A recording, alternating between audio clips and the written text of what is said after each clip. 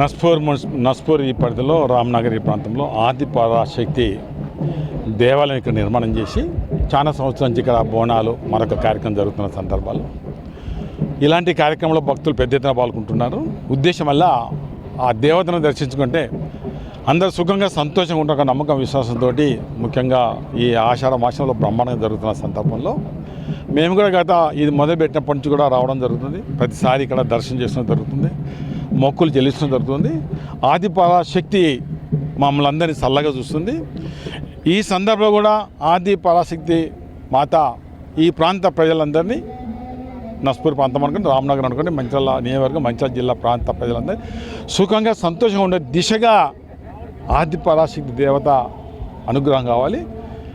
ఇంకా మన ప్రాంతంలో సకాలంలో వర్షాలు పడక చెర్లు కుంటలు ప్రాయటం నిండలేదు.